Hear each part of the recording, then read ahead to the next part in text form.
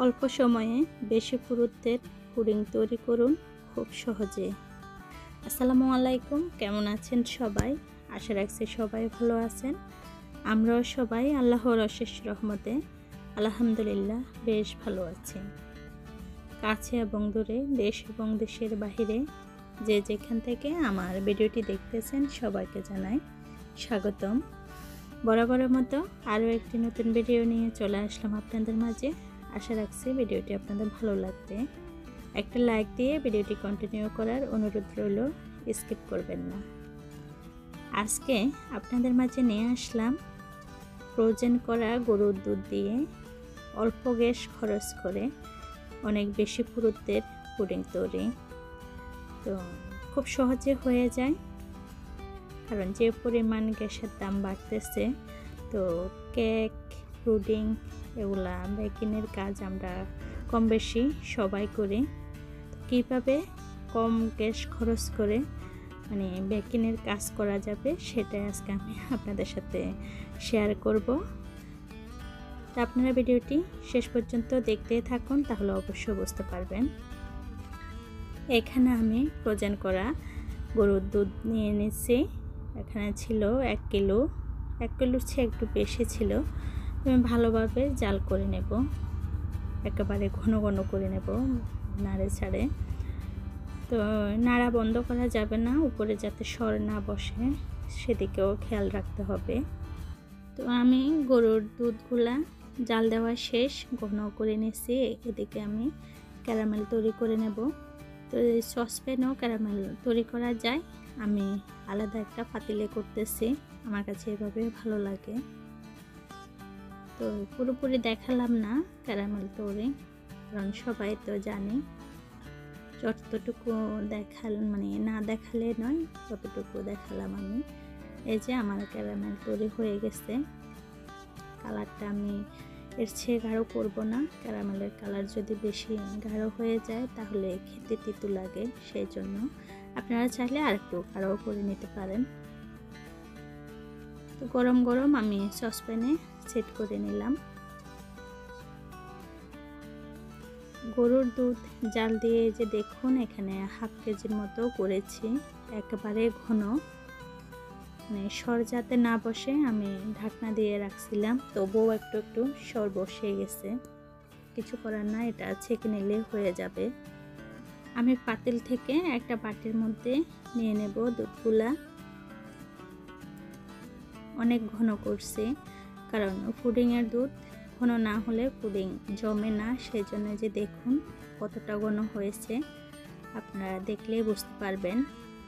আপনারা কেউ যদি এভাবে পুডিং ট্রাই করেন তাহলে অবশ্যই দুধ যাতে ভালোভাবে ঘন হয় সেদিকে খেয়াল রাখতে হবে, না হলে পুডিং জমবে না।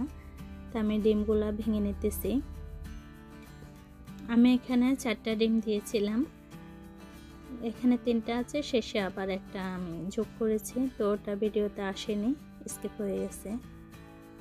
আর দিয়ে দিলাম এসেন্স, যে কোনো এসেন্স দেওয়া যায়। আমি এখানে ভ্যানিলা এসেন্স ব্যবহার করছি, আপনারা চাইলে যে কোনো এসেন্স ব্যবহার করতে পারবেন।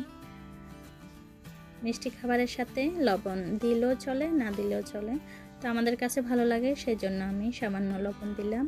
আর দিয়ে দিলাম চিনি। তবে এখানে যতগুলা চিনি দেখলেন সবগুলো আমি দিইনি, কারণ এত চিনি দিলে খাওয়া যাবে না।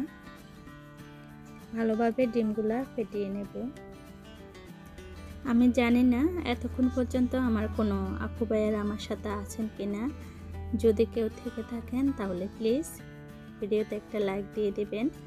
আর যদি মনে করেন চ্যানেলটা সাবস্ক্রাইব করার যোগ্য, তাহলে আমার চ্যানেলটা সাবস্ক্রাইব করে নেবেন সব সময়ের জন্য।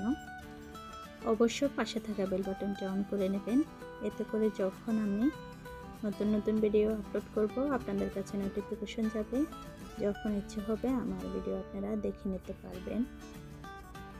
তা আমি এখানে এসেন্স দিয়ে দিলাম, সব কিছু ভালোভাবে মিশিয়ে একটু ছেঁকে দিয়ে দেব। অবশ্যই ছেঁকে দিতে হবে, না হলে পুডিংয়ের ভিতরে লাম্পস থাকবে।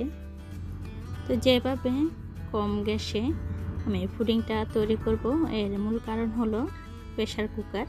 আমি পুডিংটা প্রেসার কুকারে তৈরি করব। অন্যান্য পাতিলে যদি একটা পুডিং তৈরি করতে 20 থেকে 25 মিনিট সময় লাগে, প্রেসার কুকারে আপনার 8 থেকে 10 মিনিটের মধ্যে হয়ে যাবে। 10 মিনিট লাগবেও না।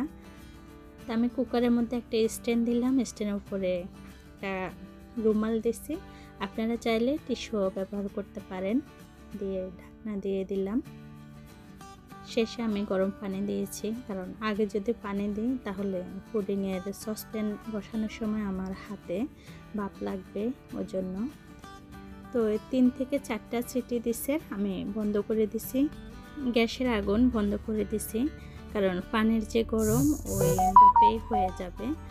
তো আমি আন্তরিকভাবে দুঃখিত, আমার ভিডিও স্কিপ হয়ে গেছে, সেজন্য আপনাকে দেখিয়ে দিতে পারলাম না আপনাদের যে সসপ্যান থেকে নেওয়ার সময় প্লেটে।